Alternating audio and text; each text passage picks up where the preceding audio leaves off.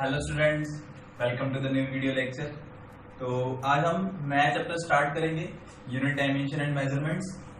ठीक है, तो यहाँ से इसके पहले हम बेसिक्स पढ़ रहे थे, वेक्टर्स और बेसिक मैथमेटिक्स, और ये नया टॉपिक आ गया हमारा यूनिट डायमेंशन मेजरमेंट, नया चैप्टर। ठीक है, तो यहाँ से हम सबसे पहले स्टार्ट करते हैं physical quantities.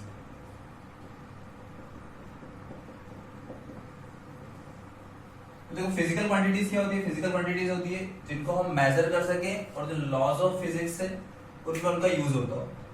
Laws of physics को एक्सप्लेन करने के लिए जिनको यूज होता है और जिनको हम मेजर कर सकते हैं वो फिजिकल क्वांटिटीज होती है। जैसे फॉर एग्जांपल लेंथ, लेंथ को मेजर कर सकते हैं। ठीक है, स्केल से मेजर कर सकते हैं। ज्यादा लंबी लेंथ है तो जो माइलोमीटर होता है हमारा व्हीकल के अंदर, उससे मेजर कर सकते हैं लेंथ को, डिस्टेंस को मेजर कर सकते हैं। ठीक है, स्पीड को मेजर कर सकते हैं, कोई स्पीडोमीटर होता है उससे स्पीड मेजर हो जाएगा। ठीक है, उसके अलावा वेट मेजर कर सकते हैं, हमारा वेइंग मशीन के ऊपर वेट मेजर कर सकते हैं किसी भी। तो ये सब क्या है? लेंथ, स्पीड, वेट, इन सबको मेजर कर सकते हैं। तो दैट मींस ये क्या है? ये सब फिजिकल क्वांटिटीज है और लॉज ऑफ फिजिक्स में भी इनका यूज होता है। ठीक है, तो अगर हम इसको लिखना चाहें फिजिकल क्वांटिटीज क्या होंगी?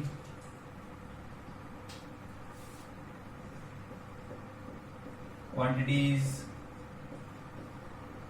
which can be measured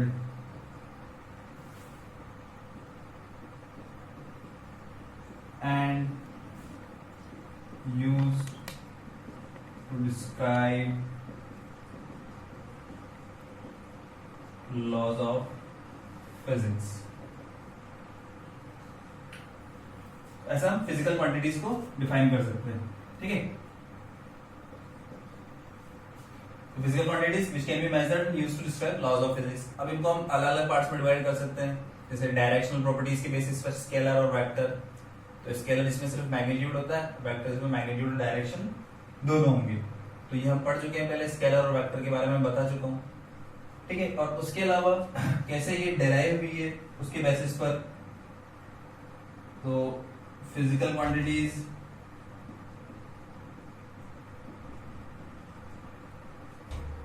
classification,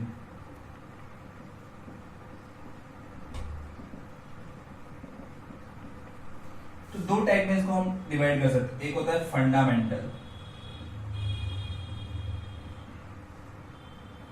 fundamental quantities, physical quantities, और दूसरी होती है डेराइव्ड।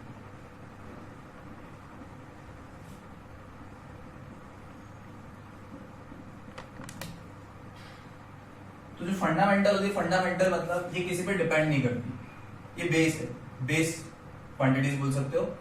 या फंडामेंटल ये किसी पे डिपेंड नहीं करती, ये इंडिपेंडेंट है।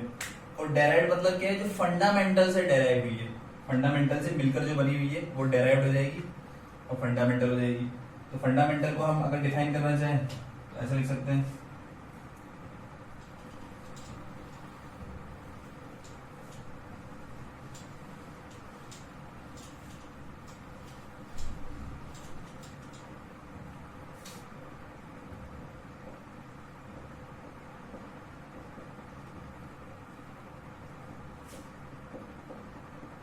fundamental quantities, physical quantities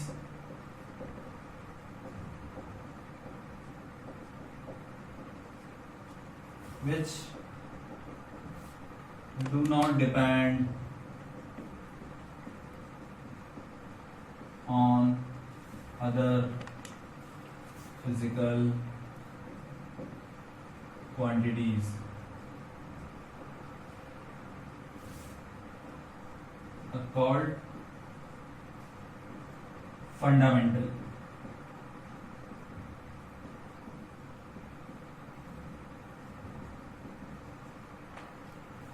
तो ऐसे टोटल 7 फंडामेंटल क्वांटिटीज होती है। एक तो लिख लेते हैं, फिर बाद में बाकी को लिखेंगे।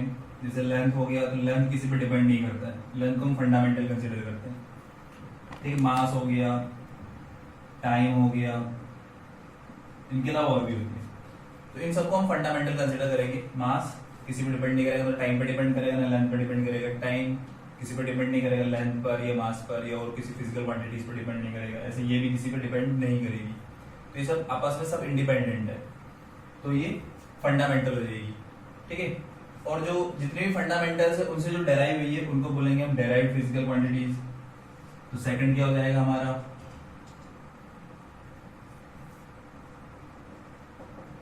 Derived physical quantities.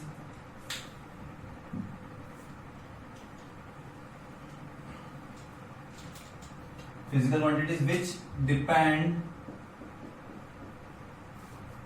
On fundamental quantities, fundamental पे डिपेंड करी या फिर उन्हीं से मिलकर बनी हुई है, तो उनको बोलेंगे हम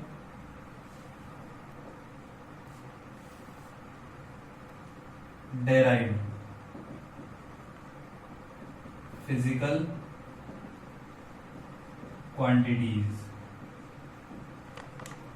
उन सबको डेराइव्ड फिजिकल क्वांटिटीज बोलेंगे। ठीक है, जो फंडामेंटल से मिलकर बनी हुई है उन्हीं से डेराइव हुई है। फॉर एग्जांपल हो जाएगा, सिंपल से एग्जांपल समझ लेते हैं, जैसे स्पीड।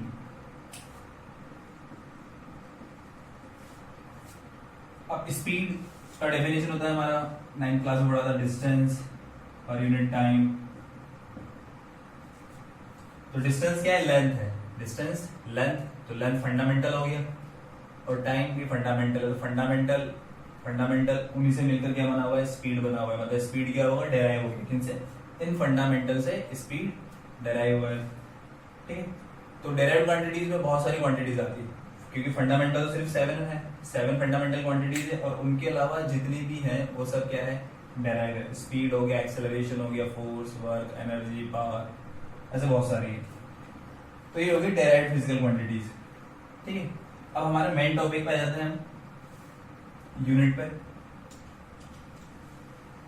तो यूनिट क्या होता है, यूनिट जो फिजिकल क्वांटिटीज हम यहाँ पर बता रहे हैं, तो इनको मेजर करने के लिए,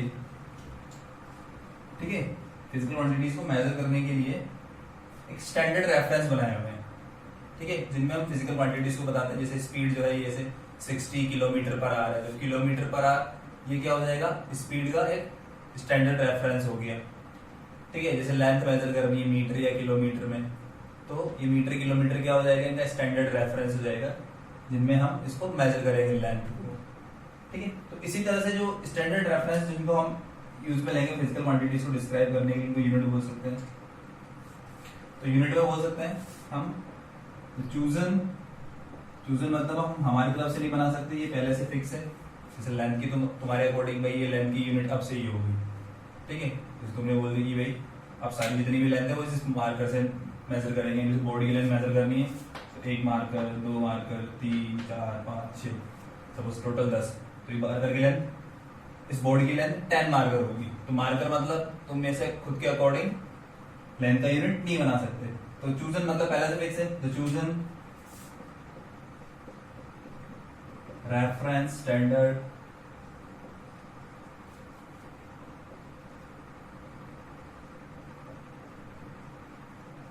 of measurement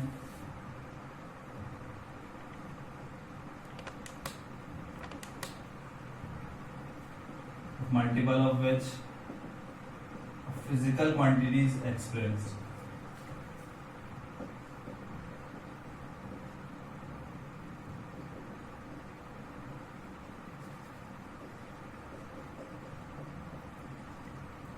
It's called unit of physical quantity.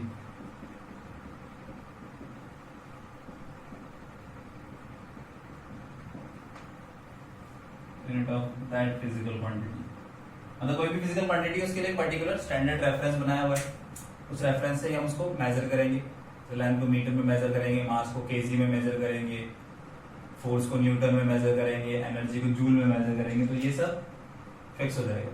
ठीक है, अब इनके भी हम क्लासिफिकेशन कर सकते हैं। क्या क्लासिफिकेशन करेंगे,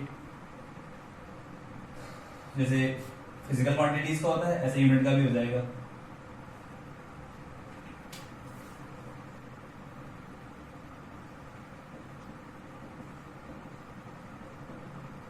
क्लासिफिकेशन एक तो हो जाएगा fundamental,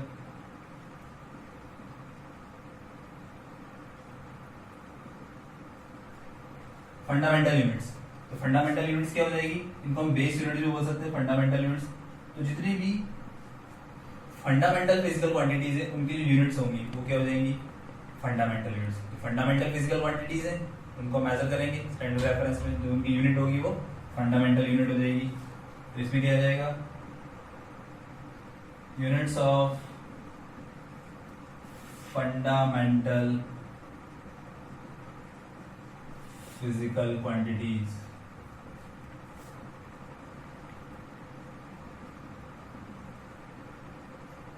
are called fundamental unit।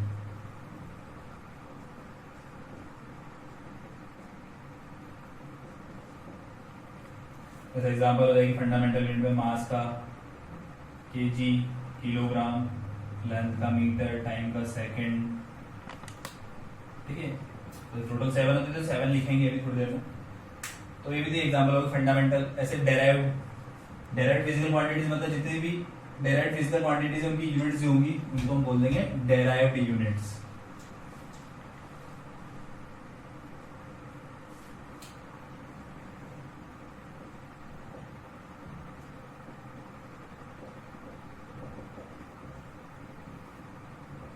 ठीक है, तो डेराइव्ड यूनिट्स जो है वो फंडामेंटल यूनिट से मिलकर बनी हुई है। फंडामेंटल यूनिट से मिलकर जो बनी हुई है वो बोलेंगे डेराइव्ड यूनिट्स, या फिर बोल सकते हैं units of derived physical quantities.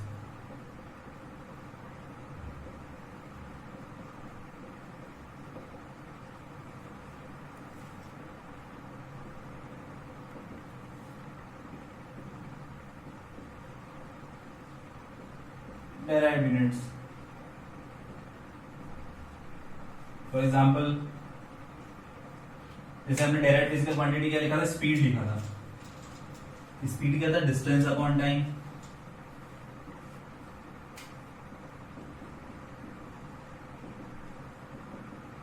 Distance per unit time. तो डिस्टेंस लेंथ को मेजर करेंगे मीटर में, तो यूनिट हो जाएगा डिस्टेंस का मीटर, टाइम का सेकंड, तो मीटर पर सेकंड। तो मीटर पर सेकंड क्या हो गया, डेराइव्ड यूनिट हो गया। तो डेराइव्ड फिजिकल क्वांटिटी है, इसका यूनिट जो होगा वो डेराइव्ड यूनिट हो जाएगा। तो डेराइव्ड यूनिट हो गया। ठीक है, तो सिंपल है ये सब, एकदम सिंपल डेफिनेशन है। सिंपल ये तुम्हें आता भी होगा वैसे पहले से। ठीक है, मतलब यूनिट वगैरह ये सब। अब हम बात करते हैं यूनिट सिस्टम की।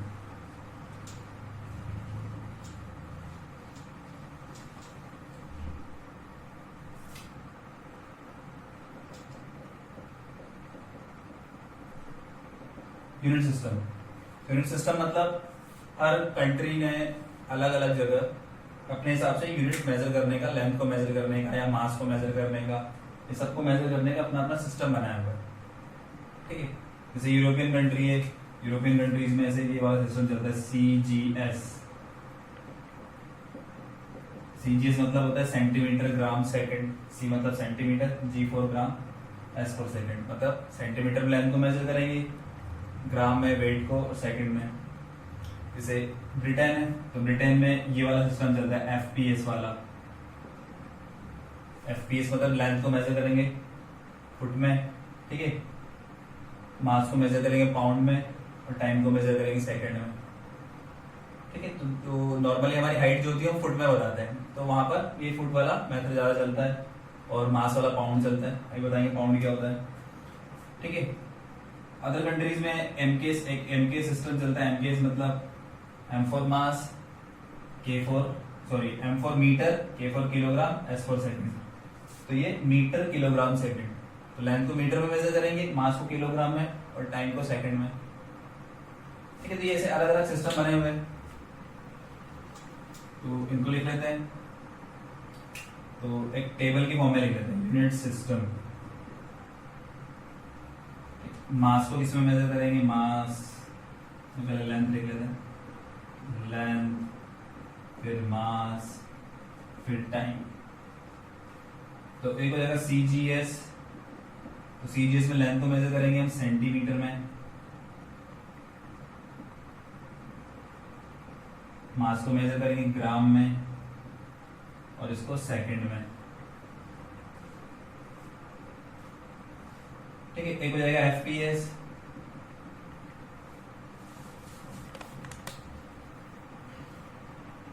ये हो जाएगा फुट पाउंड सेकंड, लेंथ को फुट में मेजर करेंगे, फीट लिख लेते हैं, ये पाउंड, ठीक है, पाउंड या फिर LBS बोल सकते हैं, और ये सेकंड। और एक हो जाएगा MKS, MKS में लेंथ को मेजर करते हैं हम मीटर में, इसको मेजर करेंगे किलोग्राम, और ये सेकंड, ठीक है। अब फिर क्या हुआ, सब जगह अलग अलग मेजर कर रहे हैं, कहीं सेंटीमीटर में, कहीं फीट में, कहीं मीटर में मेजर कर रहे हैं, जैसे मास को भी अलग अलग मेजर कर रहे हैं। तो जो वर्ल्ड की कमेटी बनी मेजरमेंट्स वाली, ठीक है, तो उस मेजरमेंट वाली कमेटी ने क्या किया कि सभी जितने भी कंट्रीज है सभी में हम क्या करेंगे, एक पर्टिकुलर यूनिट सिस्टम चालू कर देंगे पूरे वर्ल्ड में, ठीक है। उन्होंने उसका नाम दिया SI, SI मतलब international system of units, SI नाम दिया। SI का क्या किया, MKS को ही SI की तरह मान लिया, ठीक है, मतलब लेंथ को SI में भी सेम MKS की तरह मेजर करेंगे, मीटर में ही, इसको किलोग्राम में ही मेजर करेंगे, और इसको सेकंड में मेजर करेंगे। और इन्होंने कुछ जो फिजिकल क्वांटिटीज है उनकी यूनिट्स फिक्स कर दी, जैसे फोर्स की यूनिट जो है, फोर्स के जिसमें वो मतलब फोर्स के बारे में डेफिनेशन दी, ज्यादातर लॉस दिए हैं, तो न्यूटन, वर्क या एनर्जी से रिलेटेड जूल हो जाएगी, पावर से रिलेटेड वाट हो जाएगी, ऐसे उन्होंने यूनिट्स फिक्स कर दी कि इसको इसी में मेजर करना है पूरे वर्ल्ड के अंदर। तो system, international system of units ये बना दी, MKS का ही एक फॉर्म है, ठीक है। तो ये सिस्टम ऑफ यूनिट्स हो जाएगा हमारा।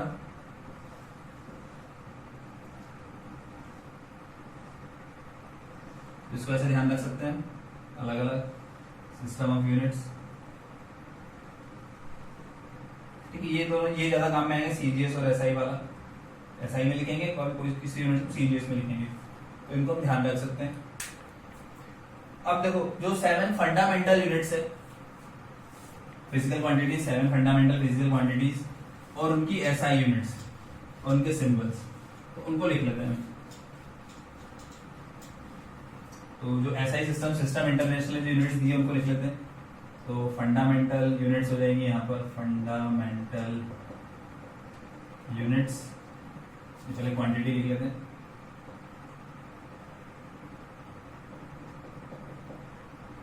फंडामेंटल क्वांटिटी, फिर उनकी यूनिट SI यूनिट, और फिर यूनिट का सिंबल, कैसे उसको देखेंगे। तो सबसे पहले आ जाएगा हमारा मास, ये पहले लेंथ ले लेते हैं, ठीक है। तो लेंथ के लिए हम L से शो कर सकते हैं, L से, कैपिटल L से। SI यूनिट होती है इसकी मीटर, और सिंबल हो जाएगा स्मॉल m। दूसरा हो जाएगा हमारा मास, इसकी यूनिट हो जाएगी किलोग्राम, और सिंबल हो जाएगा इसका kg, ठीक है। थर्ड हो जाएगी हमारी टाइम, इसको ऐसा यूनिट हो जाएगी इसकी सेकंड, ठीक है, सिंबल S। फिर हो जाएगा हमारा इलेक्ट्रिक करंट, ठीक है, ये भी फंडामेंटल यूनिट है। तो ये फंडामेंटल फिजिकल क्वांटिटीज की यूनिट हो जाएगी एम्पियर, ये यहाँ पर भी ए से ही इसको हम शो करेंगे, ठीक है। ये जो सिंबल लिख रहा हूँ ये बाद में बताएंगे इसका क्या काम आएगा, मतलब लेंथ की जगह मैं L लिखूंगा, मास की जगह M लिखूंगा, टाइम की जगह T, करंट की जगह A लिखूंगा। फिर आ जाएगा टेम्परेचर, टेम्परेचर भी फंडामेंटल यूनिट है हमारी, ठीक है। इसकी SI यूनिट होती है केल्विन होती है ना, डिग्री में नहीं मेजर करेंगे, केल्विन में करेंगे और उसको K से शो करेंगे। फिर एक हो जाएगा हमारा ल्यूमिनस इंटेंसिटी,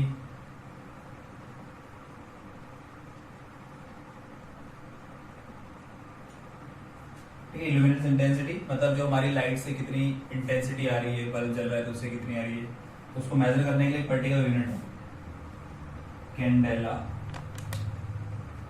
ठीक है, ये भी फंडामेंटल है, इसका सिंबल हो जाएगा CB। और लास्ट हो जाएगा हमारा क्वांटिटी ऑफ सब्सटेंस। किसी भी सब्सटेंस को मेजर करेंगे, इसकी क्वांटिटी कितनी है तो उसको मेजर करेंगे मोल में। मोल सिंबल हो जाएगा MOL।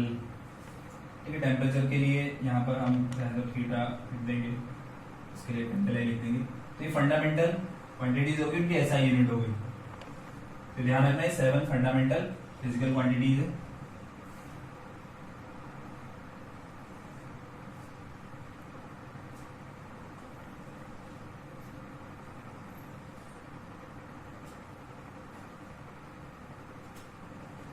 और उनकी यूनिट्स हो जाएंगी।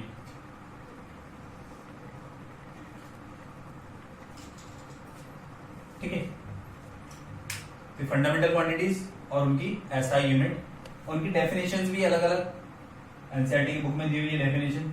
जैसे लेंथ की एक पर्टिकुलर डेफिनेशन है, ठीक है, और जो मीटर जो है एक वैल्यू है, ये इनवेरिएबल है, मतलब इसको तुम चेंज नहीं कर सकते, मतलब तुम्हारे अकॉर्डिंग मीटर को नहीं बना सकते। मीटर फिक्स है, 1 मीटर कितना होगा वो फिक्स है, 1 किलोग्राम कितना होगा वो भी फिक्स है, 1 सेकंड कितना होगा वो फिक्स है, 1 एम्पियर फिक्स है, 1 केल्विन फिक्स है, ये सब फिक्स है, सबकी वैल्यूज। ठीक है, तो जो इंटरनेशनल सिस्टम ऑफ यूनिट्स है, उन्होंने इनकी एक पर्टिकुलर डेफिनेशंस भी दी हुई है सबकी, ऐसे वो याद करने की जरूरत नहीं है, आइडिया में देता हूँ। जैसे लेंथ का क्या दिया हुआ है, लेंथ का दिया हुआ है कि जो लाइट है, लाइट को 1/299792458 इतने सेकंड में डिस्टेंस जो कवर करेगी लाइट इन वैक्यूम, वैक्यूम के अंदर इतने सेकंड में जो डिस्टेंस कवर करेगी वो डिस्टेंस 1 मीटर होगा। तो ये 1 मीटर की डेफिनेशन दी है उन्होंने। तो तुम तुम्हारे अकॉर्डिंग 1 मीटर की डेफिनेशन नहीं बना सकते, यही 1 मीटर की डेफिनेशन, मतलब इतने सेकंड में लाइट कितना चलेगी, 1 मीटर चलेगी। तो ये जो होती है स्पीड ऑफ लाइट है एक्चुअल में, ये जो लिखा हुआ है ये स्पीड ऑफ लाइट है इन वैक्यूम। तो स्पीड ऑफ लाइट होती है हमारी 299792458 मीटर पर सेकंड, मतलब 1 सेकंड में इतना मीटर चलती है। तो 1 मीटर में इतना टाइम ले चलने के लिए, तो ये मीटर की यूनिट है, एक पर्टिकुलर फिक्स दिया हुआ है, ये इनवेरिएबल है, तुम तुम्हारे अकॉर्डिंग नहीं बना सकते। ऐसे मास, मास की एक फिक्स 1 kg मास कितना होगा, तो 1 kg मास एक प्लेटिनम इरिडियम, प्लेटिनम इरिडियम का एलॉय है, उसका बना हुआ एक सिलेंडर है, जो मेजरमेंट्स का जो ऑफिस है फ्रांस के अंदर, वहां पे रखा हुआ है पेरिस में। ठीक है, प्लेटिनम इरिडियम एलॉय का एक सिलेंडर बना हुआ है, तो उस सिलेंडर जो अंदर जो रखा हुआ है वहां पर, उसका एग्जैक्ट मास 1 किलोग्राम है, वो स्टैंडर्ड दिया हुआ है। मतलब उसके अलावा तो तुम्हारे अकॉर्डिंग बना के चल जाओ ये 1 kg होगा, तो 1 kg का जो सबसे एक्यूरेट है वो वही है, उसी को हमने स्टैंडर्ड माना हुआ है। तो इनका जो प्लेटिनम इरिडियम सिलेंडर जो बना हुआ है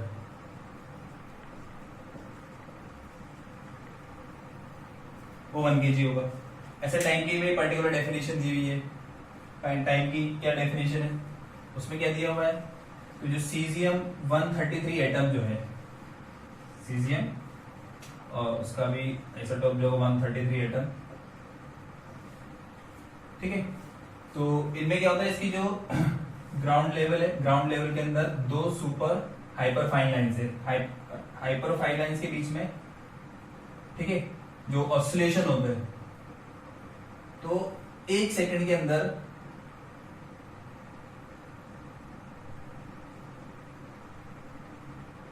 करीब इतने ऑसिलेशन होते हैं, इतने टाइम पीरियड्स, इतने ऑसिलेशन होंगे। ठीक है, इसमें 1 सेकंड के अंदर, तो 1 सेकंड की पर्टिकुलर डेफिनेशन है वो। ठीक है, उसको चाहो तो एनसीईआरटी में देख सकते हो, इसे याद करने की जरूरत नहीं है। ऐसे इलेक्ट्रिक करंट की भी पर्टिकुलर डेफिनेशन दी हुई है, टेम्परेचर की, इलेक्ट्रिक करंट की वायर से रिलेटेड है, तो parallel wires, unit current flow है 1 एम्पियर, 1 मीटर दोनों के बीच में डिस्टेंस है, तो यूनिट लेंथ पे कितना फोर्स लगेगा, 2 × 10⁻⁷ न्यूटन पर मीटर। ऐसे इलेक्ट्रिक करंट की डेफिनेशन है। ऐसे टेम्परेचर की भी है, 1 केल्विन में टेम्परेचर कितना होगा, तो जो वाटर होता है, वाटर का ट्रिपल पॉइंट, वाटर के ट्रिपल पॉइंट का 1/273.16 कितना जो पार्ट होगा उसको 1 केल्विन नाम दिया हुआ है। तो सबका ऐसे अलग अलग डेफिनेशन, मतलब फिक्स दिया हुआ है डेफिनेशन। वो तुमसे कोई नहीं पूछेगा एग्जाम में भाई 1 मीटर की डेफिनेशन क्या होगी या 1 एम्पियर की डेफिनेशन क्या होगी, ठीक है। 1 एम्पियर की पूछ सकते हैं कि 12th क्लास में अलग से भी लिखा हुआ है ये, बाकी का कोई काम नहीं। तो ये हमारी एसआई यूनिट है और ये इनकी यूनिट मतलब एसआई फिजिकल क्वांटिटीज होगी, उनकी एसआई यूनिट्स होगी, इनको ध्यान में रख सकते हैं, ठीक है। इसके अलावा यूनिट्स के कुछ प्रीफिक्स होते हैं, उनको भी लिख लेते हैं। चलो इसके अलावा पहले ये लिख लेते हैं, ये जो 7 फंडामेंटल क्वांटिटीज है इनके अलावा 2 सप्लीमेंट्री फंडामेंटल यूनिट्स। 7 तो ये हो गई फिक्स हो गई, मतलब बेस हो गई। इसके अलावा 2 सप्लीमेंट्री हो रहे, वो भी किसी पे डिपेंड नहीं करती, उनको भी लिख लेते हैं।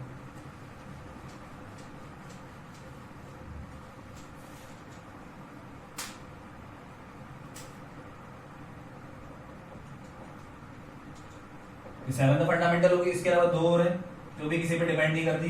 एक होती है प्लेन एंगल, प्लेन एंगल मतलब नॉर्मली जो हम एंगल मेजर करते हैं वही वाला एंगल,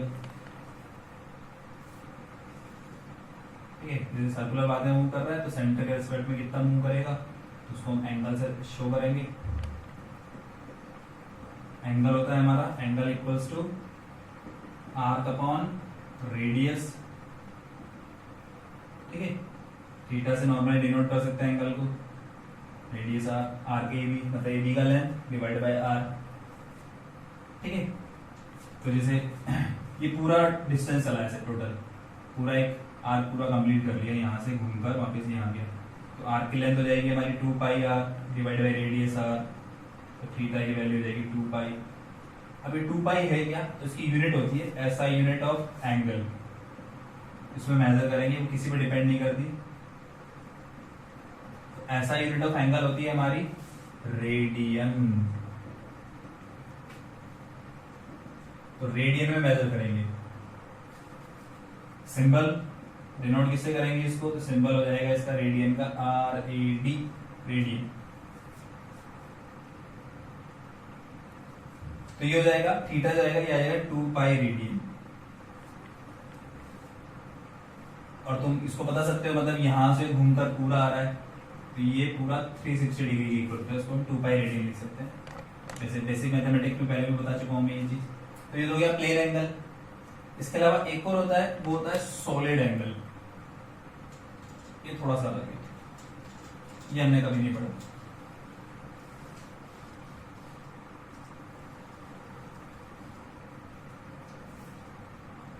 सॉलिड एंगल, तो सॉलिड एंगल को हम एक तरह से जो प्लेन एंगल है उसका 3D फॉर्म मान लेते हैं। 3D फॉर्म मतलब अब हम सर्कल की जगह स्फीयर की बात करते हैं, हम पहुंचेंगे इस पे स्फीयर पे, ठीक है। एक बेसिक सी डेफिनेशन बता रहा हूं मैं। तो स्फीयर में पहुंचेंगे, स्फीयर के अंदर में छोटा सा एक यहां से पार्ट ले लिया स्फीयर का, ये वाला, इसका एरिया हम डेल्टा एस मान लेते हैं, ठीक है। और इसके जो ये जितनी भी ये पूरा जो सर्कल की तरह बनाई है, इसके सारे पॉइंट्स को हम सेंटर में मिला देते हैं, ऐसे ऐसे ऐसे सारे, उधर से भी सब तरह की। तो ये शेप जो बनेगा कोन की तरह दिखेगा, ठीक है। मतलब तुम इसके अंदर आइसक्रीम भर के खा सकते हो। तो ये हो गया हमारा एक कोन की तरह शेप हो गया। फिर कोन की तरह शेप जो बना, तो यहाँ पर जो इस एंगल बनेगा, ऐसे कोन के अंदर देखोगे तो ये इस तरह से जो एंगल बन रहा है 3D में, प्लेन में नहीं बन रहा, 3D में ऐसे एंगल बन रहा है। तो ये जो एंगल बनेगा इसको बोलेंगे हम सॉलिड एंगल, ठीक है। सॉलिड एंगल को नॉर्मली हम ओमेगा से शो कर सकते हैं, ऐसा भी सिंबल ले सकते हैं और ये फिर ऐसा भी, ठीक है। इसको थीटा से डिनोट कर रहे हैं, इसको ऐसे डिनोट कर सकते हैं। और उसकी डेफिनेशन से सॉलिड एंगल जो होता है हमारा, वो होता है ये जो एरिया है जितना कवर कर रहा है, सरफेस एरिया बोल दो, divide by radius square, delta S by R square. इसकी एसआई यूनिट होती है, हमें एसआई यूनिट से काम है, बाकी से काम नहीं है। SI unit is stay radian, उसकी रेडियन थी, इसके आगे हमने स्टे लगा दिया रेडियन के आगे, तो ये स्टे रेडियन हो गया, ठीक है। और इसका सिंबल होता है S T, sorry S R, stay radian. तो ये एसआई यूनिट हो जाएगी किसी सॉलिड एंगल की, ये इसका डेफिनेशन। तो ये रेडियन स्टे रेडियन, दो और यूनिट हो गई, एक तो हो गया हमारा फंडामेंटल में मीटर आ गया, किलोग्राम आ गया, सेकंड आ गया, एम्पियर आ गया, उसके बाद केल्विन आ गया, केल्विन के बाद कैंडेला आ गया, कैंडेला के बाद मोल आ गया। और उन 7 के अलावा, उन 7 के अलावा 2 और एक है रेडियन और एक है स्टेरेडियन। तो 2 क्वांटिटीज आ जाएगी, क्या जाएगा, रेडियन और स्टेरेडियन। तो ये भी तुम ध्यान रख सकते हो, 2 सप्लीमेंट्री यूनिट्स, ठीक है। तो 7 फंडामेंटल है, उसके अलावा 2 सप्लीमेंट्री यूनिट्स हो रहे हैं। अब हम आ जाते हैं नेक्स्ट, प्रीफिक्स ऑफ यूनिट्स।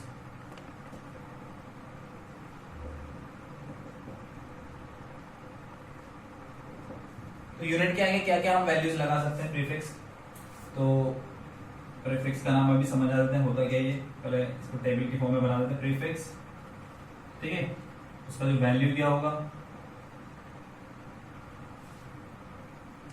चलो सिंबल लिख लेते हैं प्रीफिक्स, फिर उसका सिंबल, फिर उसकी वैल्यू,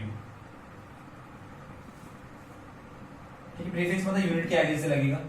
जैसे फॉर एग्जांपल हमने मीटर के आगे सी लगा दिया, मतलब ये बन गया सेंटीमीटर। तो ये सेंटी जो है, ये सेंटी, ये प्रीफिक्स है। ऐसे मीटर के आगे मैंने लगा दिया मिली, तो मिलीमीटर, तो मिली प्रीफिक्स हो गया जो यूनिट के आगे लगा। तो इनमें बहुत सारे होते हैं, कौन कौन से, जैसे हम लिख सकते हैं, लिख सकते हैं एक्सा, ठीक है, सिंबल होता है इसका ई, और वैल्यू होती है 10⁻18। मतलब हमने बोल दिया एक्सामीटर, इसका मतलब 10⁻18 मीटर हो जाएगा, ठीक है, इतना हो जाएगा डिस्टेंस। एक हो जाएगा हमारा बीटा, ये 10⁻15, बट 10⁻12 गीगा, 10⁻9 मेगा, 10⁻6। तो यहाँ तो सारे सिंबल में कैपिटल में लिख रहा हूँ, एक्सा, बीटा, टेरा, गीगा, मेगा। फिर आएगा किलो, किलो सुना होगा, तुम मेगा भी सुना होगा, गीगा भी सुना होगा, और कंप्यूटर वगैरह में टेरा भी सुना होगा। तो वहाँ थोड़ा सा अलग है, स्मॉल किया जाएगा यहाँ पर, 10⁻3, ठीक है। फिर इनके बाद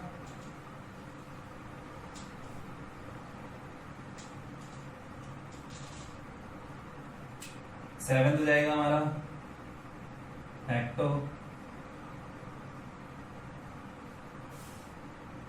10⁻2 डेका,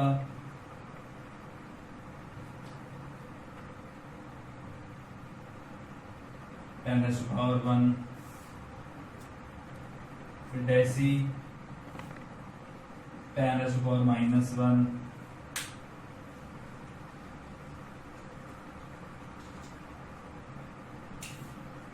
फिर आ जाएगा हमारा सेंटी,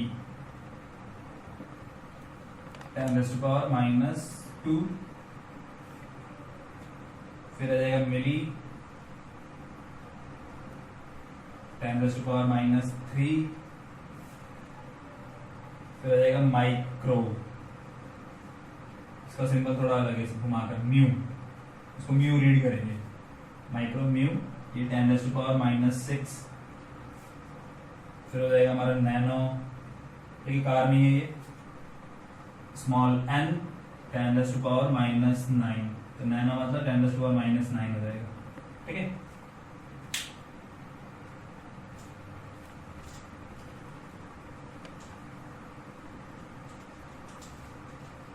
के बाद एक दो बच रहे हैं, 14 हो जाएगा। नैनो के बाद पी को होता है स्मॉल पी, 10⁻−12, फिर एक फेम्टो, 10⁻−15, और एक ले लेते हैं एटो भी ले लेते हैं, 10⁻−18।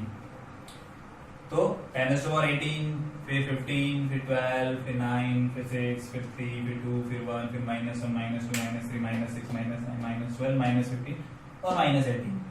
तो +18 से -18 तक आ गए हम, और उनके अलग अलग नाम भी है ऐसे। तो ये सब प्रीफिक्सेस है, इनको हम यूज में लेते हैं, ठीक है। ज्यादा बड़ी क्वांटिटी बतानी है तो मेगा गीगा, जैसे पावर लेते हैं मेगावाट, ठीक। और अगर बहुत स्मॉल क्वांटिटी बतानी है तो माइक्रो, नैनो, पीको, इन सबको यूज में लेंगे। तो ये प्रीफिक्सेस हो जाएंगे यूनिट्स के,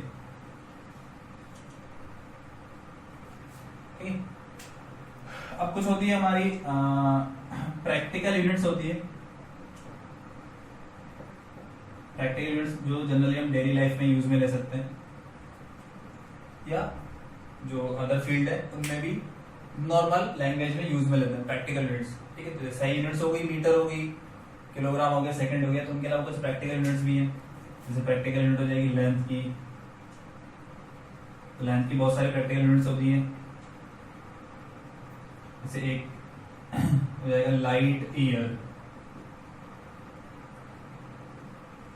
लाइट ईयर, ठीक है। तो पीछे लाइट, आगे लाइट लिखा हुआ है, पीछे ईयर लिखा हुआ है। ईयर मतलब ये टाइम का यूनिट नहीं है, किसका यूनिट है? लेंथ का यूनिट है। लाइट ईयर किसका यूनिट है? लेंथ का यूनिट है। इसका मतलब होता है distance covered by light in 1 year. एक साल में लाइट जो है वो कितना डिस्टेंस कवर कर रही है, तो डिस्टेंस की यूनिट है, यूनिट ऑफ डिस्टेंस है लाइट ईयर। और 1 लाइट ईयर जो होता है हमारा, इसको चाहो तो तुम कैलकुलेट कर सकते हो, distance equals to speed into time होता है। स्पीड है लाइट की 299792458 और टाइम 1 ईयर। 1 ईयर मतलब 365 डेज, फिर 1 डे 24 आवर्स, फिर उसमें इतने 1 आवर में इतने सेकंड। तो इसको मल्टीप्लाई करोगे तो ये मल्टीप्लाई करना आता है तुम्हें, तो इसको मल्टीप्लाई करने के बाद फाइनली जो आंसर आएगा वो क्या हो जाएगा हमारा? लाइट ईयर हो जाएगा। तो ये अप्रोक्स हम बोल सकते हैं कि इतना आएगा 9.46 × 10⁻15 मीटर। तो ये 1 लाइट ईयर होता है। इसके अलावा क्या हो जाएगा? एक हो जाएगा एस्ट्रोनॉमिकल यूनिट। एस्ट्रोनॉमिकल यूनिट, ये भी डिस्टेंस का यूनिट है। एस्ट्रोनॉमिकल यूनिट डिस्टेंस का यूनिट है। ये एवरेज डिस्टेंस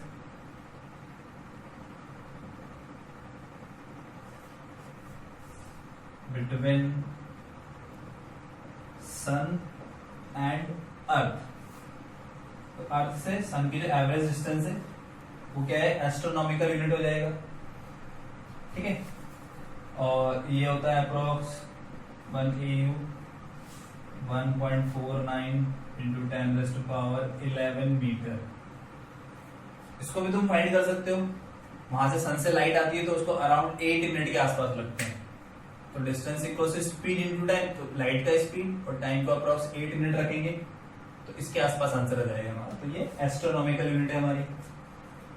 इसके अलावा एक और यूनिट होती है लार्ज डिस्टेंस मेजर करने के लिए। स्टार्स के डिस्टेंस इसमें मेजर करते हैं, लाइट ईयर में भी कर सकते हैं, एस्ट्रोनॉमिकल यूनिट्स में भी कर सकते हैं, ठीक है। और एक होती है हमारी पारसेक, ठीक है। इसकी पैरालैक्टिक सेकंड शॉर्ट फॉर्म है ये। तो पैरालैक्टिक सेकंड मतलब पारसेक, तो इसका मतलब सेकंड मतलब ये भी डिस्टेंस का यूनिट है, टाइम का यूनिट नहीं है, ध्यान रखना, ये डिस्टेंस का यूनिट है। और 1 पारसेक, इसके डेफिनेशन पे जाएंगे तो थोड़ा बड़ा टॉपिक हो जाता है। तो 1 पारसेक की सीधी वैल्यू लिख लेंगे 3.26 लाइट ईयर, अप्रॉक्स इतना होता है।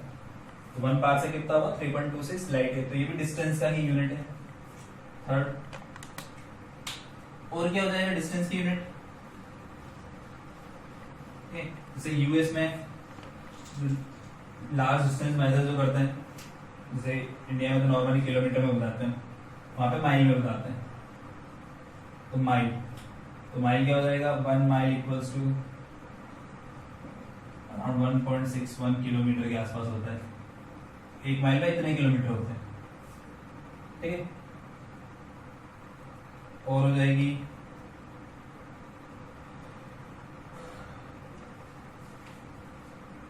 जैसे बात करें अप्रोक्स 1 फीट, तो 1 फीट जो हमने वहां पे लिखा था ये 30.48 सेंटीमीटर के आसपास होता है। 1 फीट में इतने सेंटीमीटर होंगे। एक हो जाएगा इंच,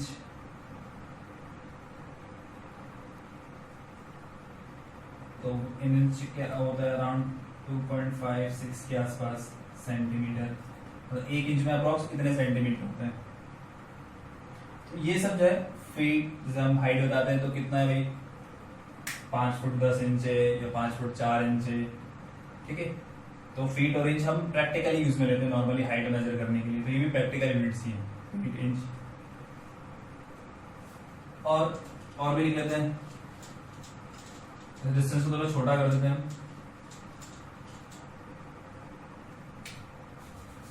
ठीक है। जैसे बहुत थिक बहुत थिन हमें डिस्टेंस लेंथ मेजर करनी है तो नॉर्मली वो माइक्रोन में करते हैं। जैसे प्लास्टिक के जो बैग आता है हमारे, जिसमें बहुत ही पतली प्लास्टिक रहती है, तो उनकी लेंथ मेजर करते हैं किसमें, माइक्रोन में। तो 1 माइक्रोन वो होता है 10⁻⁻6 मीटर होता है, ठीक है। इसके अलावा एक हो जाएगा एटम की रेडियस मेजर करनी है तो एंगस्ट्रॉम में करते हैं। एंगस्ट्रॉम होता है 10⁻10 मीटर, उसका सिंबल भी होता है एंगस्ट्रॉम का, इस तरह से, ठीक है। और अगर हमें न्यूक्लियस की रेडियस मेजर करनी है तो फर्मी में आता है, 1 फर्मी, ये 10⁻15 मीटर होता है। तो फर्मी मतलब इतना, एंगस्ट्रॉम मतलब इतना, माइक्रोन मतलब इतना, तो ये भी यूनिट्स है जो बहुत छोटी डिस्टेंस मेजर करने के लिए हम यूज में लेते हैं। तो ये सब लेंथ की यूनिट है सारी, प्रैक्टिकल यूनिट। फिर आ जाते हैं मास की पर, मास की यूनिट्स। तो मास की यूनिट्स तो तुम्हें पता होगी, किलोग्राम हम ऐसा यूनिट होती है। इसके अलावा ज्यादा लेंथ, ज्यादा मास मेजर करने तो टन में करते हैं, वो 10⁻³ kg होता है। एक क्विंटल होता है हमारा 10⁻² kg होता है, ठीक है। एक पाउंड होता है, या एलबी भी बोल सकते हैं। तो ये कितना होता है, ये होता है अराउंड हमारा 0.457 kg, इतना होता है, मतलब लगभग ½ kg, 1 पाउंड, ठीक है। और उसके अलावा और भी बहुत सारी प्रैक्टिकल यूनिट है हमारी, जैसे मास को अलग अलग, जैसे यहाँ पर इंडिया के अंदर मेजर करते हैं। जैसे एक होता है 40 kg मेजर करने के लिए, मतलब 40 kg फिक्स वेट होता है, तो उसको अलग अलग जगह अलग अलग बोलते हैं रीजन के अंदर। 40 kg को जैसे इसको नॉर्मली एक 1 मन के इक्वल बोलते हैं। मन मतलब ये अराउंड 40 kg के आसपास होता है। तो ये नॉर्मली जो हमारा ग्रेन वगैरह को मेजर करने के लिए होता है। जैसे 1 मन राइस जो होता है तो अराउंड 40 kg के आसपास हो जाएगा एक कट्टे के अंदर, बोरी के अंदर। तो ये प्रैक्टिकल यूनिट है, पर उसको लिखने की जरूरत नहीं क्योंकि हमसे पूछेंगे नहीं, काम में नहीं आता, सिर्फ हमारे रीजन के अंदर चलता है। तो ये लेंथ हो गया, मास हो गया, ठीक है। इसके अलावा हमारा टाइम की यूनिट पर, टाइम, तो टाइम की यूनिट्स तो हमें सभी पता है लगभग, ठीक है। सेकंड होगी, सेकंड के बाद मिनट आ जाएगी, 1 मिनट मतलब 60 सेकंड्स, फिर hour, 1 hour equals to 60 minutes, फिर day, 1 day equal that means 24 hours, week 7 days, month average 30 days, ठीक है। ईयर 12 मंथ्स, डेकेड, सेंचुरी, तो ये सब टाइम की यूनिट्स हम बता सकते हैं। इसके अलावा जो एक अलग सी यूनिट है उसको मैं बता देता हूँ टाइम की, वो होती है हमारी लूनार मंथ,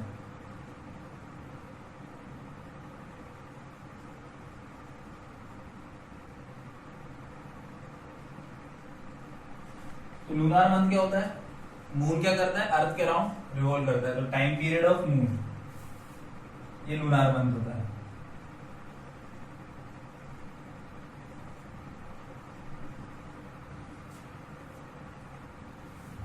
ठीक है। और 1 लूनार मंथ जो होगा ये अप्रोक्स 27.3 डेज के आसपास होता है हमारा, ठीक है। ऐसे ही हम वॉल्यूम, जैसे तुम घी लेने गए, दूध लेने गए, तो उनकी यूनिट्स जो होती है वो किस में होती है, लीटर में होती है, तो वॉल्यूम की प्रैक्टिकल यूनिट जो होगी वो लीटर या एमएल हो जाएगी। जैसे 1 litre equal to 10⁻³ metre cube होता है। नॉर्मल ऐसा यूनिट जो होगा वॉल्यूम का वो मीटर क्यूब होता है, तो लीटर इसके इक्वल होगा इतना, ठीक है। और 1 ml जो होता है ये हो जाएगा हमारा 1 क्यूबिक सेंटीमीटर, 1 cc या 1 सेंटीमीटर क्यूब।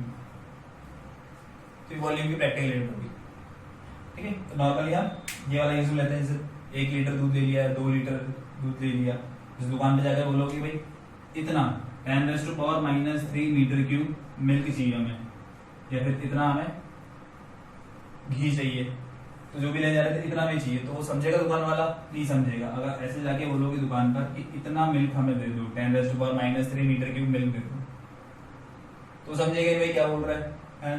जो चाहिए वो साफ साफ बोलना। तो साफ साफ क्या है उसके समझ में लीटर है, 1 लीटर दूध मांग रहा है या 1 लीटर घी मांग रहा है, तो ये प्रैक्टिकल यूनिट हो जाएगी, ये ml मिलीलीटर, ठीक है। तो ये प्रैक्टिकल यूनिट्स हो गई है हमारी। इसके अलावा और भी बहुत सारी है, उनको लिखने की जरूरत नहीं, जो मुझे ध्यान दी मैंने लिख दी यहाँ पर, अभी जो ध्यान आ रही थी, ठीक है।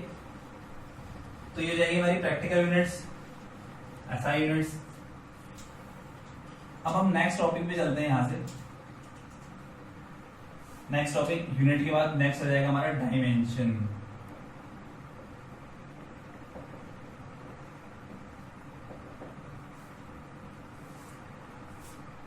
तो डायमेंशन क्या होता है? डायमेंशन की डेफिनेशन है कोई भी फिजिकल क्वांटिटी है, उस फिजिकल क्वांटिटी को हम क्या कर सकते हैं? फंडामेंटल क्वांटिटीज के फॉर्म में बता सकते हैं, मतलब रिप्रेजेंट कर सकते हैं। फंडामेंटल क्वांटिटीज या बेस क्वांटिटीज की फॉर्म में इनको रिप्रेजेंट कर सकते हैं, शो कर सकते हैं। तो डायमेंशन क्या होगी? डायमेंशन क्या होगी? फंडामेंटल क्वांटिटीज की पावर होगी। देखो कैसे, जैसे यहाँ पे इसकी पहले डेफिनेशन लिख लेते हैं। A physical quantity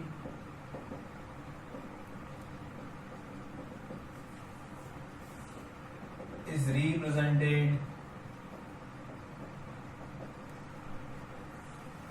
in form of fundamental quantities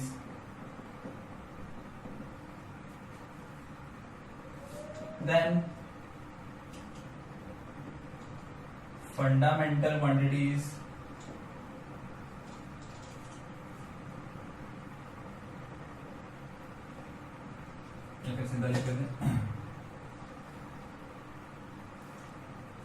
power raised to the fundamental quantities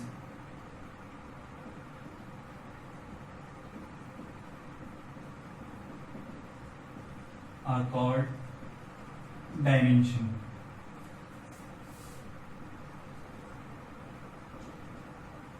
Dimension of that physical quantity.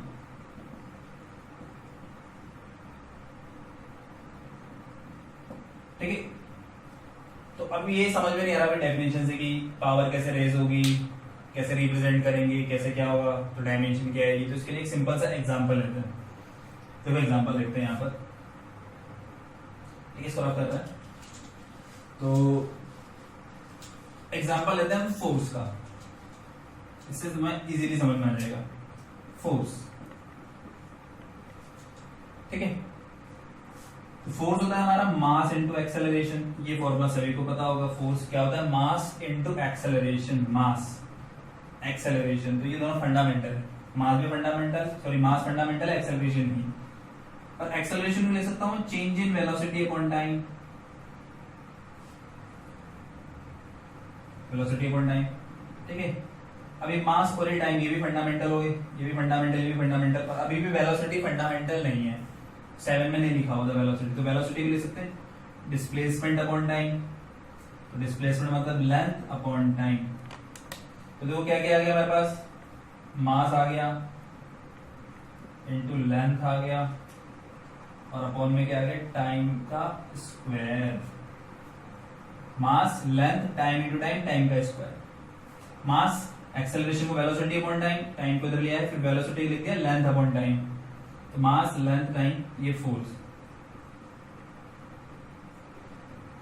ठीक है, अब इनको इतना बड़ा बड़ा नहीं लिखते हैं, फोर्स के लिए हम सिंपल ऐसा यूज में ले लेंगे एफ और ऐसा वाला ब्रैकेट बना लेंगे। ठीक है, मास के लिए कैपिटल एम यूज में ले लेंगे। तो वहां पर जब मैं ऐसा यूनिट लिख रहा था तो फिजिकल क्वांटिटी मास के ब्रैकेट में मैंने कैपिटल एम लिखा था, मतलब मास को मैं एम से शो कर सकता हूँ, लेंथ को एल से, और टाइम के स्क्वायर को ऊपर ले आऊंगा तो ये पावर जो होगी माइनस में हो जाएगी 2। तो मास के लिए एम, लेंथ के लिए एल, और ये नीचे स्क्वायर है, इसको ऊपर लाएंगे तो पावर -2 होगा, तो टी की पावर -2 दिखेगा। तो ये इस फॉर्म में जब लिखते हैं तो इसको बोलते हैं हम, क्या बोलेंगे इसको, ये डायमेंशन फॉर्मूला हो जाएगा। क्या हो जाएगा ये, डायमेंशनल फॉर्मूला ऑफ फोर्स। तो इस फॉर्म में जब लिखेंगे, ऐसे ब्रैकेट बना के पावर्स के फॉर्म में लिखेंगे तो ये डायमेंशन फॉर्मूला हो जाएगा। और डायमेंशन क्या होगी, इनकी जो पावर है, मास की पावर 1 है, लेंथ की पावर 1 है, और टाइम की -2। तो ये 1 1 -2, तो ये जो पावर्स होगी इनको बोलेंगे हम डायमेंशन। तो ये डायमेंशन हो जाएगी, और इस फॉर्म में जो लिखेंगे ये क्या हो जाएगा, डायमेंशन फॉर्मूला। तो हम 1 को नॉर्मल लिखेंगे नहीं, तो mL/T-2 ये क्या हो जाएगा, फोर्स का डायमेंशन फॉर्मूला हो जाएगा। तो कोई भी फिजिकल क्वांटिटीज है उनको हमने फंडामेंटल में कन्वर्ट कर दिया, उसके फॉर्म में रिप्रेजेंट कर रहे हैं। तो इनकी जो पावर्स आएंगी वो पावर्स क्या हो जाएगी, डायमेंशन, और इस फॉर्म में जो लिखेंगे वो डायमेंशन फॉर्मूला हो जाएगा। तो डायमेंशन फॉर्मूला हो जाएगा फोर्स का, ऐसा हम लिख सकते हैं ये डायमेंशन। ऐसे हम अलग अलग जो फिजिकल क्वांटिटीज है उनके डायमेंशनल फॉर्मूला लिख सकते हैं। तो लिख लेते हैं जल्दी जल्दी, क्या क्या होंगे। ठीक है, ज्यादा के लिखेंगे, थोड़े बहुत के लिखेंगे हम।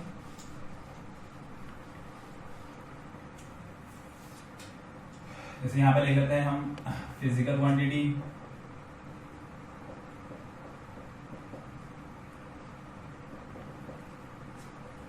ठीक है, और साथ में उसकी एसआई यूनिट भी लिख लेंगे और उसका भी डायमेंशन फॉर्मूला लिख लेंगे, उससे यूनिट्स के बारे में पता चल जाएगा हमें। और इधर डायमेंशनल फॉर्मूला। तो सबसे पहले आ जाते हैं हम बेसिक बेस क्वांटिटीज का नहीं लिख रहा मैं, तो स्टार्ट करते हैं। जैसे मैं लिख रहा था एरिया का। एरिया क्या होता है, length square, length into length, ऐसा यूनिट उसकी मीटर स्क्वायर होती है। मीटर मतलब एल, एल का स्क्वायर, तो ऐसे डायमेंशन लिख देंगे। वॉल्यूम, वॉल्यूम मीटर क्यूब होता है हमारा, ठीक है। Length into breadth into height या साइड का क्यूब, तो ये एल क्यूब हो जाएगा इसका।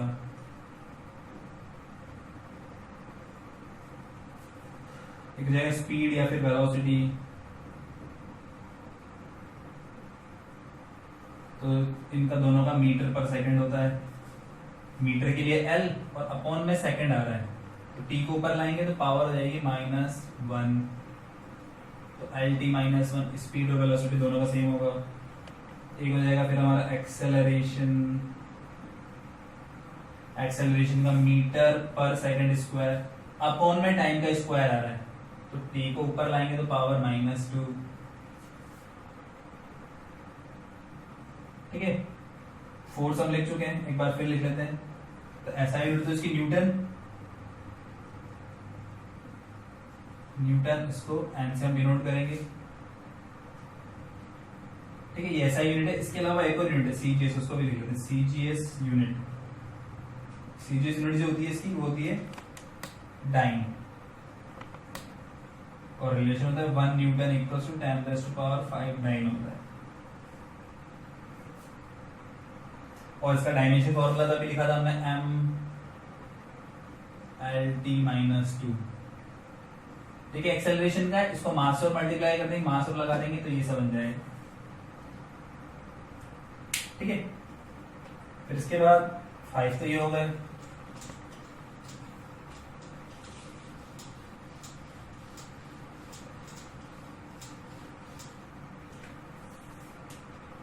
Six linear momentum. तो मोमेंटम ये तुम पढ़ चुके हो, वैसे P equals to mass into velocity होता है। ऐसा यूनिट मास के लिए केजी और वेलोसिटी के लिए मीटर पर सेकंड, तो केजी इंटू मीटर पर सेकंड। डायमेंशन केजी के लिए m, मीटर के लिए l और अपॉन में t आ रहा है, ऊपर आएगा तो -1, लीनियर मोमेंटम का हो गया। 7 लिख लेते हैं हम। डेंसिटी, तो डेंसिटी होता है हमारा मास अपॉन वॉल्यूम, मास के लिए केजी और वॉल्यूम के लिए मीटर क्यूब। मास पर वॉल्यूम, तो मास के लिए केजी, वॉल्यूम के लिए मीटर क्यूब। तो मास का होता है m और वॉल्यूम का l क्यूब, l क्यूब ऊपर आएगा -3, ठीक है। फिर हो जाएगा एक हमारा प्रेशर, तो pressure P equals to force per unit area होता है, thrust upon area, 9th class में पढ़ चुके हो, ठीक है। ऐसा यूनिट जिसकी पास्कल होती है, तो ये 1 न्यूटन पर मीटर स्क्वायर के इक्वल होता है। तो यहीं से डायमेंशन बनाएंगे। फोर्स का डायमेंशन हमने क्या लिखा था, mL_T-2। फोर्स का इंपॉर्टेंट है तो ध्यान रखना है, ये फोर्स का होता है। और अपॉन में क्या आ रहा है, एरिया, एरिया का डायमेंशन L²। तो L यहाँ पर है, L² यहाँ पर है, इसको जब ऊपर लाऊंगा तो पावर 1 और ये -2, तो 1 - 2 क्या दिखेगा हमें, -1। तो mL-1T-2, ये डायमेंशन किसका होगा, प्रेशर का। तो ये आगे प्रेशर का डायमेंशन। फिर आ जाते हैं वर्क और एनर्जी। वर्क और एनर्जी का सेम है, ठीक है, दोनों की एसआई यूनिट भी सेम है, जूल होती है।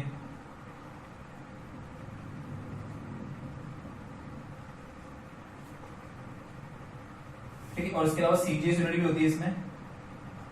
सीजीएस यूनिट सभी में होती है, ये नॉन है तो सीजीएस यूनिट इसकी होती है और इसकी वर्क की। और रिलेशन होता है 1 जूल इक्वल्स टू 10⁻⁷ अर्ग। डायमेंशन क्या हो जाएगा, वर्क डन जो होता है हमारा वो होता है फोर्स इनटू डिस्प्लेसमेंट। सिंपल वाली डेफिनेशन 9th क्लास वाली, फोर्स इनटू डिस्प्लेसमेंट। तो फोर्स का mL_T-2 और डिस्प्लेसमेंट मतलब लेंथ, लेंथ के लिए फिर एक और L आ जाएगा, तो ये L और L क्या हो जाएगा, L²। तो एनर्जी का और वर्क का दोनों ही होता है, ठीक है।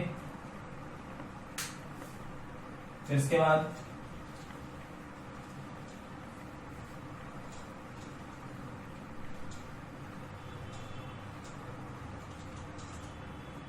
मैक्स लिख लेते हैं 10। Power, power P equals to rate of work done, ऐसा यूनिट वॉट,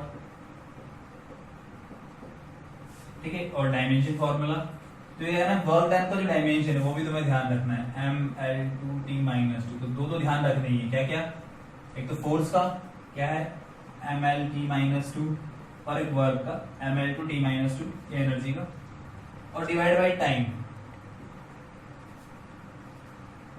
तो देखो -2 पहले से, ये एक और जाएगा -1 और रह जाएगा, -2 -1 -3, mL/T-3 किसका हो जाएगा, पावर का हो जाएगा, ठीक है। इसके बाद हम आ जाते हैं जैसे मान लो फ्रीक्वेंसी आ जाती है, तो फ्रीक्वेंसी F इक्वल्स टू ये 1 टाइम होता है, टाइम पीरियड, ठीक है। और टाइम पीरियड की फ्रीक्वेंसी कैसे यूनिट होती है, हर्ट्ज होती है।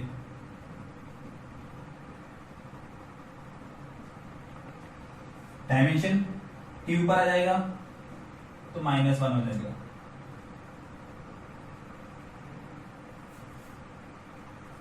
ठीक है। फिर एंगल,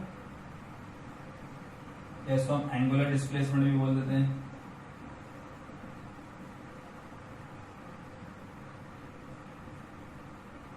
इसके यूनिट रेडियन, और फॉर्मूले में देखो क्या लिखा था हमने, हमने लिखा था angle equals to arc upon radius. तो आर्क को भी मीटर में मेजर करते हैं, इसको भी मीटर में, तो ऊपर भी लेंथ है नीचे भी लेंथ, तो लेंथ और लेंथ क्या हो जाएगा, कैंसिल, लेंथ और लेंथ कैंसिल हो जाएगा, तो ये आएगा dimension less, m0 L0 T0 सबकी पावर 0 होगी, या फिर इसको बोल सकते हैं डायमेंशन लेस। तो कुछ फिजिकल क्वांटिटीज डायमेंशन लेस भी होती है, उनमें से एक एंगल भी है, एंगल डायमेंशन लेस होगा। ठीक है, ऐसा हो जाएगा एक एंगुलर वेलोसिटी, इसको हम ओमेगा से डिनोट करते हैं, ये एंगुलर डिस्प्लेसमेंट अपॉन टाइम होता है, ऐसा यूनिट बन जाएगी इसकी रेडियन पर सेकंड। अब रेडियन की कोई डायमेंशन नहीं थी पर अपॉन में टाइम की होती है, टाइम ऊपर आएगा तो t माइनस 1। तो ध्यान से देखो फ्रीक्वेंसी और एंगुलर वेलोसिटी दोनों का डायमेंशन सेम है, यूनिट अलग अलग है, इसका हर्ट्ज है, इसका रेडियन पर सेकंड है, पर डायमेंशन सेम है। इनके अलावा 11, 12, 13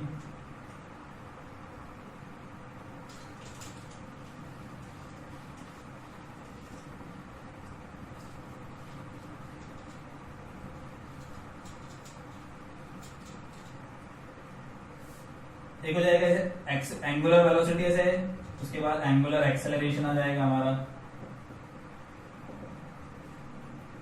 अल्फा से नोट करते हैं, ये angular rate of change of angular velocity SI unit, इसका रेडियन पर सेकंड अपॉन में सेकंड और आ गया तो सेकंड सेकंड सेकंड स्क्वायर हो जाएगा, रेडियन पर सेकंड स्क्वायर, डायमेंशन 4/10⁻²।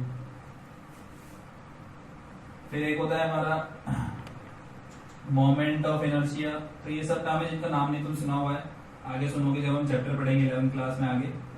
तो मोमेंट ऑफ इनर्शिया ये होता है I = mr², मास और डिस्टेंस का स्क्वायर, तो kg metre square, dimension ml2।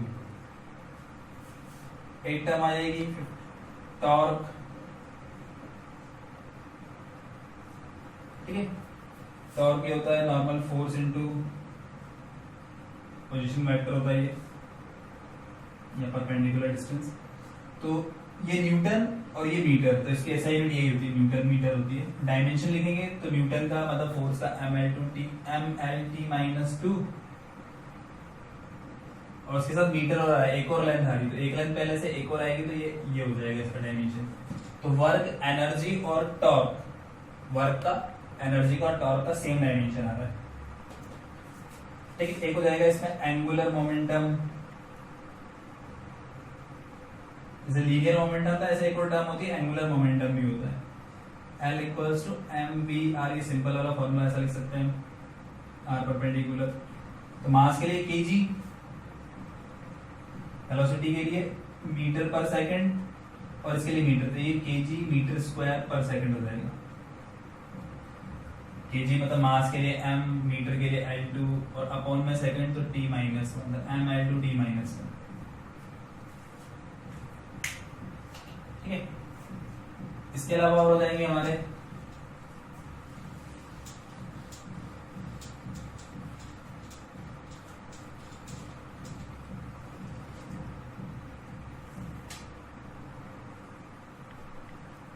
एक आ जाएगा सरफेस टेंशन, ये होता है T या फिर ऐसे नोट कर सकते हैं, force per unit length, force upon length, ठीक है। तो न्यूटन पर मीटर इसका ऐसा यूनिट होता है। डायमेंशन देखो क्या हो जाएगा, फोर्स का होता है mlt-2 और उसको लेंथ से डिवाइड करेंगे तो लेंथ और लेंथ कैंसिल, ठीक है। तो चाहो तो तुम 0 लिख सकते हैं इसके ऊपर, L0 मतलब वो हट जाएगा पावर, ठीक है। एक होता है coefficient of viscosity,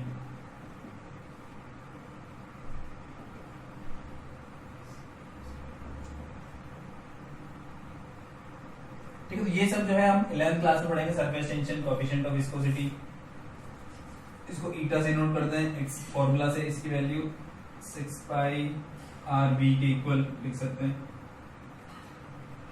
force, radius, velocity और ये कांस्टेंट है, कांस्टेंट का कोई यूनिट डायमेंशन नहीं होता, तो इसकी जो यूनिट होती है वो होती है ये न्यूटन, ये मीटर, ठीक है, ये मीटर पर सेकंड, तो सेकंड ऊपर पहुंच जाएगा, newton into second upon metre square, ये सारी यूनिट बना सकते हैं इसकी, ठीक है।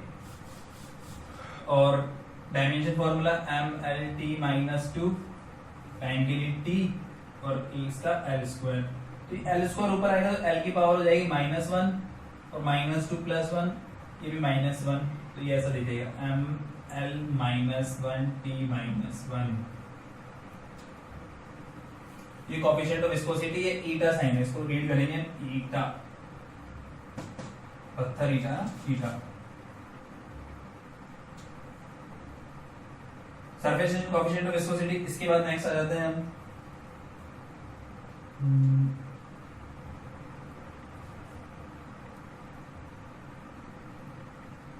चलो एक चार्ज का लिख लेते हैं, 10th क्लास में पढ़ा था तुमने। चार्ज होता है Q equals to current into time, ऐसा यूनिट इसकी कूलम होती है। डायमेंशन देखो क्या हो, करंट का A और टाइम का T। करंट को A से डिनोट करेंगे, टाइम को T से, तो AT। ठीक है। इसके अलावा एक तुमने पढ़ा होगा पोटेंशियल डिफरेंस पढ़ा होगा।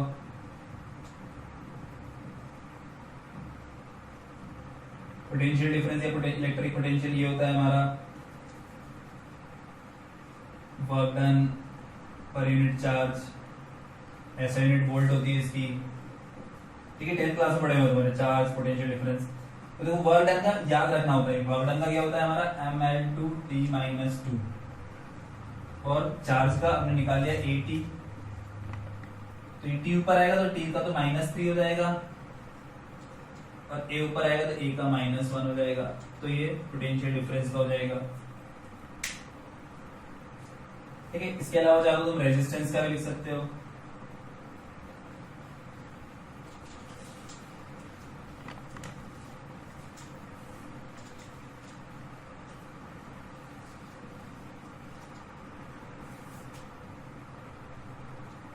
ट्वेंटी 21 जो भी हुआ। रेजिस्टेंस, रेजिस्टेंस की भी पता है तुम्हें, रेजिस्टेंस होता है R इक्वल्स टू B/I, ऐसा यूनिट इसकी ओम होती है। ठीक है।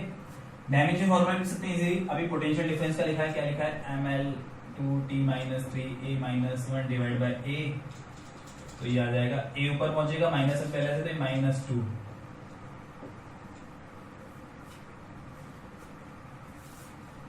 ठीक है।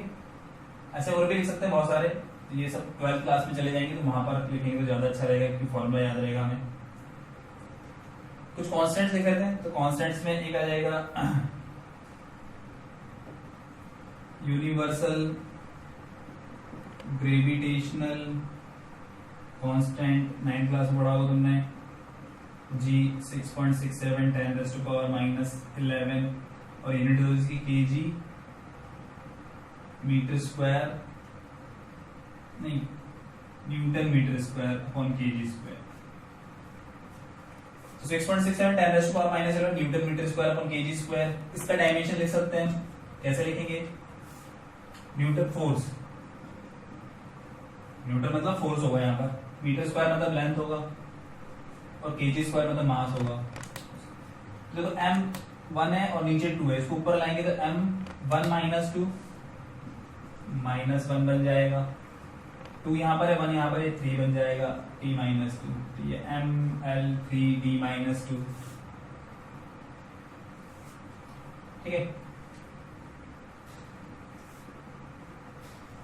एक हो जाएगा गैस कांस्टेंट, इसको भी पढ़ेंगे 11th क्लास में आगे। ठीक है। इसकी वैल्यू होती है R इक्वल्स टू 8.314, यूनिट होती है इसकी जूल।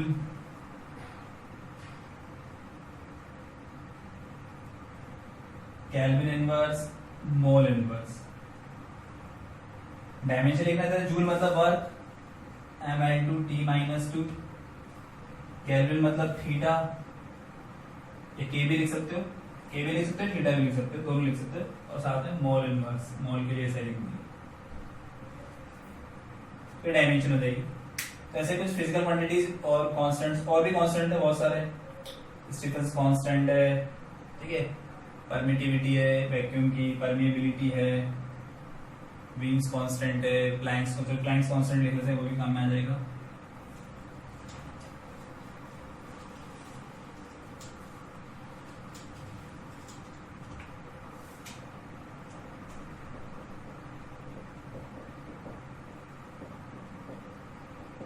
प्लैंक कांस्टेंट होता है h इक्वल से, इसका वैल्यू होता है 6.62 10⁻⁻34, यूनिट इसकी जूल इनटू सेकंड होती है, joule into second, joule mL/T-2, और सेकंड के लिए t और आएगा, तो T-2 और T, तो T-1, तो एक तो प्लैंक्स कांस्टेंट, और इसी के साथ एक और थोड़ी देर पहले लिखा था एंगुलर मोमेंटम। तो एंगुलर मोमेंटम का डायमेंशन और प्लैंक्स कांस्टेंट का डायमेंशन सेम होता है। प्लैंक कांस्टेंट और एंगुलर मोमेंटम सेम होता है, ठीक है।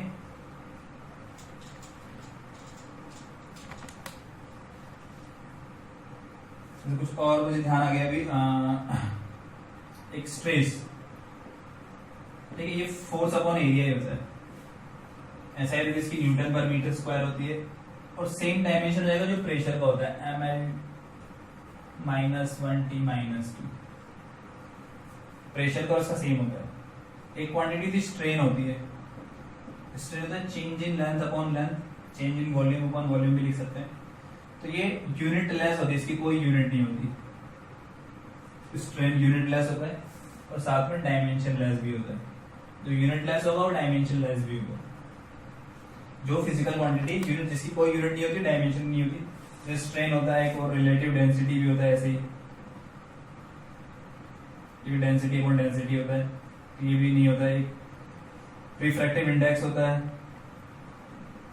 वो speed of light upon speed of light, तो भी यूनिट लेस डायमेंशन। तो ये हो गया, ये हो गया, ये हो गया, और भी होता है बहुत सारी क्वांटिटी जो यूनिट लेस होगी वो डायमेंशन लेस भी होती है, ठीक है। और इन्हीं के दोनों का रेशियो जो होता है उसको हम बोलते हैं मॉड्यूलस ऑफ इलास्टिसिटी। इनको पढ़ेंगे सबको आगे चैप्टर में। तो ये मॉड्यूलस ऑफ इलास्टिसिटी, ये स्ट्रेस अपॉन स्ट्रेन ही होता है, ठीक है। तो स्ट्रेस का ये यूनिट है और ये यूनिट लेस है, तो जो स्ट्रेस का होगा वही हो जाएगा न्यूटन पर मीटर स्क्वायर, और डायमेंशन भी वही हो जाएगा। तो जितने भी मॉड्यूलस ऑफ इलास्टिसिटी नाम भी सुनोगे तुम, जैसे यंग्स मॉड्यूलस होता है, बल्क मॉड्यूलस होता है, मॉड्यूलस ऑफ रिजिडिटी, तो जहां भी मॉड्यूलस नाम देखे मतलब वहां पर ये यूनिट हो जाएगा और वो डायमेंशन हो जाएगा, ठीक है। इसके अलावा तुम्हें वीडियो के लास्ट में एक पेज मिल जाएगा तुम्हें वीडियो के लास्ट में, उसमें बहुत सारे डायमेंशन फॉर्मूला कांस्टेंट वगैरह वो सब मिल जाएंगे तुम्हें, ठीक है। और तो और नहीं लिखते, काफी इतनी, बस हमें ये आना चाहिए कि हमें डायमेंशन कैसे बनानी है।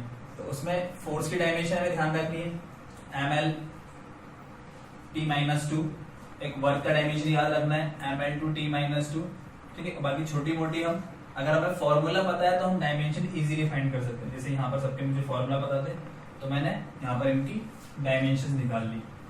तो कुछ क्वांटिटीज यूनिट लेस है तो डायमेंशन लेस भी होगी, कुछ की यूनिट है पर डायमेंशन नहीं है, जैसे एंगल हो जाएगा, तो एंगल की यूनिट है रेडियन और उसकी डायमेंशन नहीं होती है।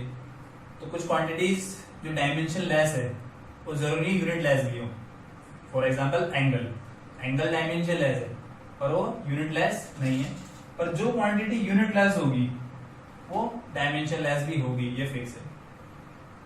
तो ऐसे कुछ पॉइंट्स हैं, ठीक है, उनको हम ध्यान में रख सकते हैं, डायमेंशन निकालना ध्यान में रख सकते हैं।